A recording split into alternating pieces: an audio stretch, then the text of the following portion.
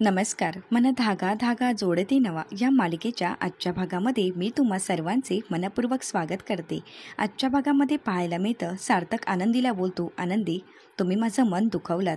I hate you आनंदी. आनंदी सार्थकला समजवण्याचा प्रयत्न करते, मात्र सार्थक काही ऐकून घेण्याच्या मनस्थितीत नसतो.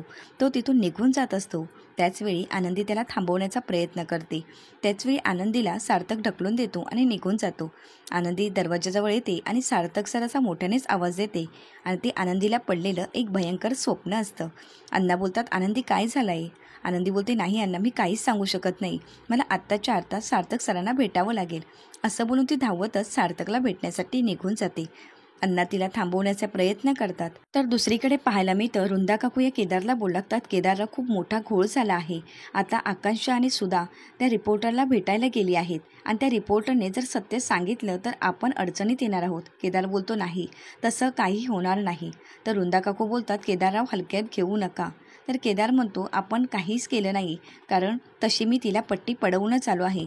त्यामुळे ती कोणालाही काही सांगणार नाही आणि कोणालाही सत्य कधी समजणारच नाही.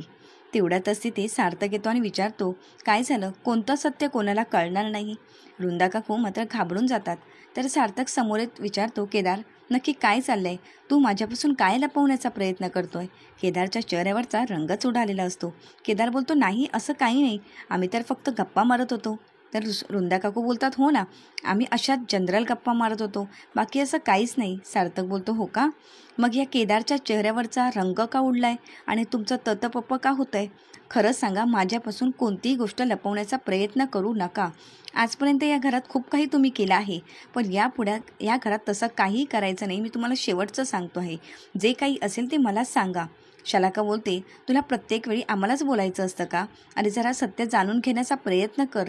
सार्थक बोलतो, कोणतं सत्य? नक्की काय चाललंय तुमचं? वृंदा काकू बोलतात, सार्थक तुझी बायको तुझ्याशी खोटं बोलली की नाही आणि ते रिपोर्टर जे सांगत होते ते खरं आहे की नाही हे तपासण्याचा तू प्रयत्न केलास का? सार्थक म्हणतो, का? ते रिपोर्टर कोणतीही माहिती घेऊन येतील आणि आपल्यासमोर बोलतील म्हणून आपण विश्वास ठेवायचा का? माझा आनंदीवर पूर्ण विश्वास आहे. वृंदा काकू बोलतात, सार्थक आकांक्षा आणि सुधा त्यांचाही विश्वास होता, पण त्यांनाही रिपोर्टरला भेटायला जावंसं वाटलं म्हणून तेही रिपोर्टरला भेटायला गेलेच आहेत. सार्थक बोलतो, का? काहीच गरज नव्हती. शलाका म्हणते, म्हणजे तुला अजूनही सत्य जाणून घ्यायचंच नाही आहे का? अरे तुझा विश्वास नाही आहे का मग कोणावरच? केदार बोलतो, तू एकदा तरी विचार केलास का आनंदी जे बोलते ते खरं आहे की रिपोर्टर बोलतायत ते? केदारच्या या बोलण्याचा सार्थक विचार करू लागतो. तर दुसरीकडे सुधाताई या रिपोर्टरला विचारतात, तुम्हाला ही हिंट कुठून मिळाली होती? तुम्ही हे प्रश्न विचारले ते की फक्त तीर मारायचा प्रयत्न केला? तर आकांक्षाही त्यांच्यावर खूप भडकते आणि बोलते, तुम्ही एखादा प्रश्न विचारताना समोरच्याला त्रास होणार की नाही याचा विचारही नाही केला का? तर रिपोर्टर बोलतात, नाही, आम्हीही अंदाजे नाही तीर मारलेला, आम्हालाही ही माहिती एक जणांकडून मिळाली होती. तर सुधाताई विचारतात, कोणाजवळून ही माहिती तुम्हाला मिळाली?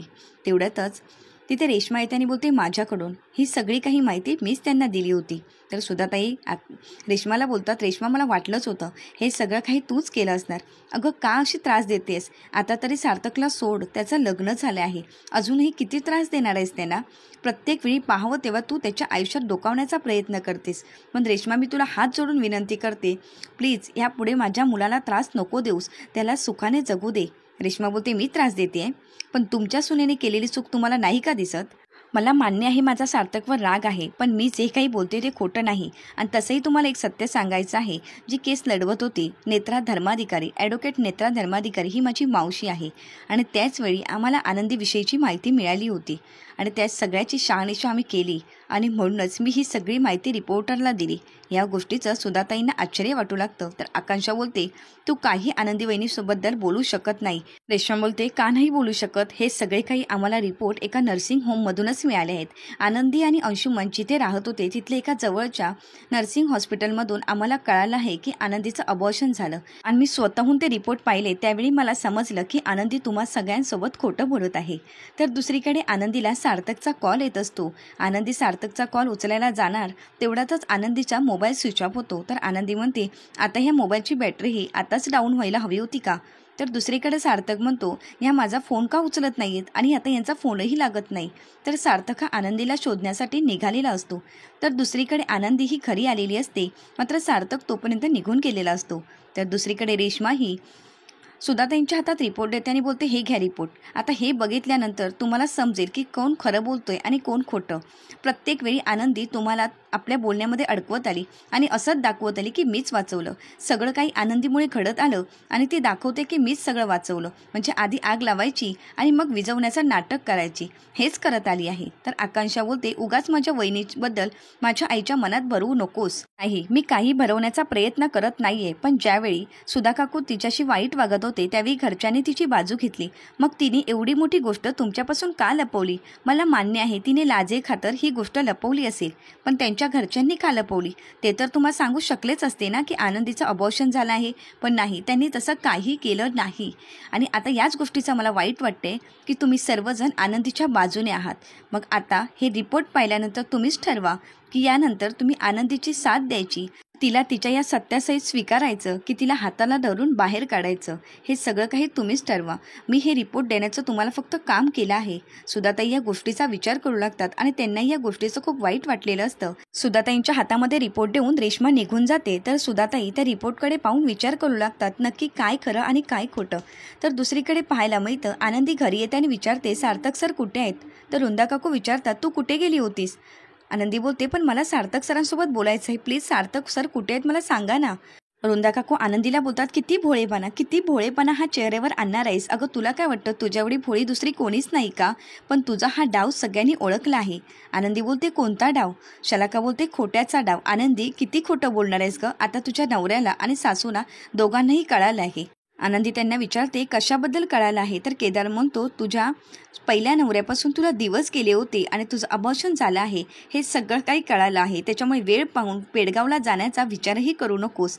आणि आत्ताच सगळं काही समजलं आहे. आनंदी बोलते, पण हे तुम्हाला कसं समजलं? आनंदीने हा प्रश्न विचारतात. वृंदा काकूंच्या चेहऱ्यावरचा रंगच उडतो. आनंदी बोलते, मी हे सगळं काही चिठ्ठीमध्ये लिहून ठेवलं होतं आणि ती चिठ्ठी मी फक्त सार्थक सरांसाठी लिहिली होती, बाकी कोणालाही माहीत नव्हतं. म्हणजे हे सगळं काही तुम्ही घडून आणलात का? मी सार्थक सरांना जी चिठ्ठी लिहिली होती ती तुम्ही बदललात का? केदार मात्र शांत होतो. तर वृंदा काकू बोलतात, कसली चिठ्ठी? आनंदी बोलते, का तुम्हाला माहीत नाही का कसली चिठ्ठी? असं बोलून ती शलाकाकडे पाहू लागते. मात्र ती काहीच बोलत नसते. तर शलाका म्हणते, तू माझ्याजवळ का बघतेस? मी असं काही केलं नाहीये. आनंदी बोलते, पण शलाकाताई, मी तुम्हाला काही विचारलं का? अहो मी तर वृंदा काकूंसोबत बोलत होती. तुम्हीच स्वतःच्या अंगावर ओढून घेत आहे. याचा अर्थ हाच होतो की हे सगळं काही तुम्हीच घडवून आणलंय. शलाका बोलते, नाही, खोटे आरोप माझ्यावर करू नको. मी असं काही केलं नाही. तर वृंदा काकू बोलतात, पण तुझं अबॉर्शन झालं हे खरं आहे ना? आनंदी बोलते, नाही, असं काही झालं नाही. तेवढ्यातच सुधाताई येतात. आनंदीला बोलतात, आनंदी अजून किती खोटं बोलणार आहेस? आनंदी मागे येऊन पाहते तर सुधाताई आलेल्या असतात. तर दुसरीकडे मनोज बोलू लागतो, झालं, आता हे प्रकरण वाढत जाणार. हे जर आधीच सांगितलं असतं तर हे सगळं घडलंच नसतं. प्रेम आणि लग्न सोपं आहे, पण विश्वास निर्माण करणं खूप कठीण आहे. काचेसारखं असतं, एकदा तडा गेला की त्या नातं संपून जातं. तर मालतीताई बोलतात, त्यात आनंदीची काहीच चूक नाही. मीच आनंदीला सत्य लपवायला सांगितलं होतं, कारण उगाच लोक काय म्हणतील. असं बोलत असताना अण्णा बोलतात, मालती तू प्रत्येक वेळी समाजाचा विचार केलास. प्रत्येक वेळी समाज काय म्हणेल याच गोष्टीचा तू विचार करत आलीस. पण आनंदीच्या सासरच्याच काय म्हणतील याचा विचार केलास का? आता त्यांना हेच वाटणार आहे की आनंदीने गोष्ट लपवली, पण आनंदीच्या आईवडिलांनीही आपल्यापासून गोष्ट लपवली. यापुढे त्यांचा आपल्यावर विश्वास राहणार आहे का गं मालती? अगं नको समाजाचा विचार करूस.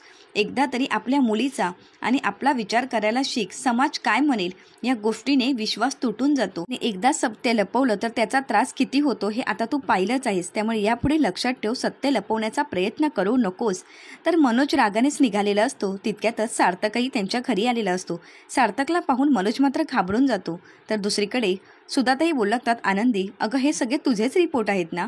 असं बोलून ते रिपोर्ट खोलून दाखवतात आणि आनंदीला विचारतात, आनंदी ही तुझीच सही आहे ना? तर आनंदी मात्र काहीच बोलत नाही. ती सुधाताईंकडे पाहू लागते.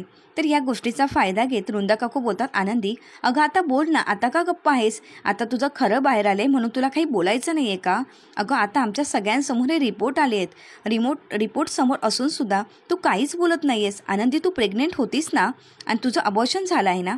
आनंदी बोलते, प्लीज माझं ऐकून घ्या, असं काही झालं नाही आहे.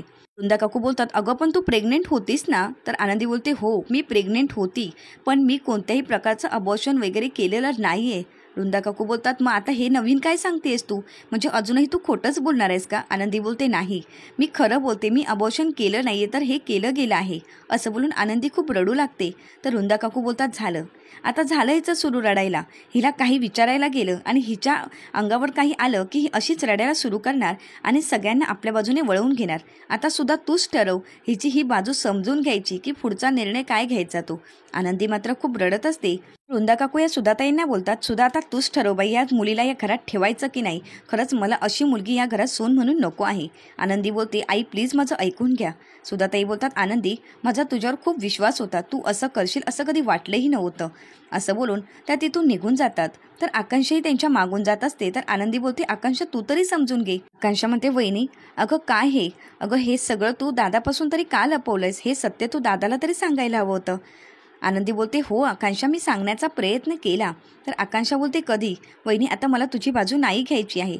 आनंदी आकांक्षाला समजावण्याचा प्रयत्न करते, मात्र आकांक्षाही आनंदीची साथ सोडते आणि निघून जाते. तर वृंदा काकू आनंदीला बोलतात, काय गं मुली, या घरात येण्यासाठी तू केवढी लपडी केली आहेस, अजून काय काय केलं असशील कोणास ठाऊक, पण खरंच तुझ्यासारखी मुलगी दुसऱ्यांच्या घरात मिळू नये एवढं मात्र नक्की. असं बोलून ती तिघंही आनंदीला दोष देऊ लागतात आणि निघून जातात. तर आनंदी मात्र एकटी पडलेली असते. तर दुसरीकडे अण्णा हे सार्थकला बोलू लागतात, आनंदीच्या 4 वर्षाच्या संसारामध्ये तिला एकमेव जे सुख मिळालं असेल ते म्हणजे मुलाचं, पण ते सुद्धा टिकू शकलं नाही आणि टिकू दिलं नाही. एखाद्या व्यक्ती बाप होणार हे म्हटल्यानंतर तो सुधारतो, त्याला चावल लागते ती आपल्या येणाऱ्या बाळाची. पण हा अंशुमन कसल्या मातीचा बनला होता काय माहीत, नेहमीच त्याने आनंदीला त्रास दिला आणि सगळं काही अण्णा सत्य सांगू लागतात. आनंदीला दिलेला त्रास अण्णा सार्थकला सांगू लागतात. त्याचवेळी ते सांगतात की अंशुमनने तिला धक्का दिला आणि पडल्यामुळेच तिचं मिसकॅरेज झालं होतं, अबॉर्शन झालं नव्हतं. तर सार्थक बोलतो, म्हणजे आनंदीचं अबॉर्शन नाही का झालं? तर मालतीताई बोलतात, नाही, आनंदीचं अबॉर्शन नाही झालं, ते मिसकॅरेज होतं आणि ते सुद्धा अंशुमनने घडवून आणलेलं होतं. अण्णा बोलतात, म्हणजे अंशुमनने एवढा त्रास दिला की आनंदी हे सगळं काही सहन करत होते. आपलं स्वतःचं बाळ गेलं या गोष्टीचं तिला खूप वाईट वाटलं होतं, पण अंशुमन अजून त्रास देण्यासाठी घरामध्ये बायकांना घेऊन येत होता. तर सार्थकलाही या गोष्टीचं खूप वाईट वाटतं, पण आनंदीने आपल्यापासून ही गोष्ट लपवली याचा तिला खूप त्रास होत असतो. अण्णा बोलतात, आनंदीने तुम्हाला हे सांगण्याचा प्रयत्न केला. पुढे काही बोलणारच तेवढ्यातच सार्थक तिथून निघून जातो.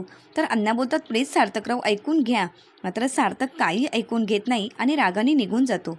तर दुसरीकडे आनंदी म्हणू लागते, मी खूप सांगण्याचा प्रयत्न केला, पण हे सगळं काही चुकीच्या पद्धतीने यांच्यापर्यंत पोचलं आहे, पण मी आता यांना कसं समजावू असा विचार करून ती खूप रडू लागते. तिला खूप वाईट वाटत असतं. तर दुसरीकडे रागाने सार्थक तिथून निघालेला असतो. तर घरी आनंदी ही सार्थकची वाट पाहत असते आणि सार्थकला कसं समजावायचं याचा विचार करू लागते. तर दुसरीकडे सार्थक म्हणतो, एवढी मोठी गोष्ट आनंदीने माझ्यापासून लपवून ठेवली, याचा अर्थ हाच होतो की आनंदीचा माझ्यावर अजूनही विश्वास नाही आहे. आता मला यांचा विश्वास कमवण्यासाठी काय करावं लागेल, यांचं मन मी कसं जिंकू, या गोष्टीने त्याला खूप त्रास होत असतो. तर आनंदी बोलू लागते, सार्थक सर, मी तुम्हाला कसं समजावू. ती खूप घाबरून गेलेली असते. तर पुढील भागात पाहायला मिळतं, सार्थक घरी येतो त्यावेळी सुधाताई विचारतात, सार्थक तू कुठे गेला होतास? सार्थक बोलतो, आनंदीने आपल्यापासून खूप मोठी गोष्ट लपवून ठेवली आई. असं बोलून सार्थक तिथून निघून जातो. तर सुधाताईंनाही खूप वाईट वाटतं. तर आनंदी सार्थकचा फोटो हातात घेते आणि म्हणते, सर, मी हे काही लपवलं नाही, मी तुम्हाला चिठ्ठीद्वारे सांगण्याचा प्रयत्न केला, पण ती चिठ्ठी तुमच्यापासून कोणीतरी लपवली आणि दुसरी चिठ्ठी तुमच्यासमोर ठेवली. तर दुसरीकडे वृंदा काकू बोलू लागतात, अगं सुधा, आता तू काय करणार आहेस? एवढा विश्वासघात केल्यानंतर त्या मुलीला तू सून म्हणून या घरात ठेवणार आहेस का? तिने आपला विश्वासघात केला. सार्थक म्हणतो, अगदी बरोबर बोलते वृंदा काकू, मी आनंदीला यासाठी कधीच माफ करणार नाही. यावेळी आनंदीची चूक झाली आहे. आनंदीला हे ऐकून धक्का बसतो. आता सार्थकला आनंदी कशी समजावेल हे पाहण्यासाठी चॅनलला नक्की सबस्क्राईब करा. व्हिडिओ पाहिल्याबद्दल धन्यवाद.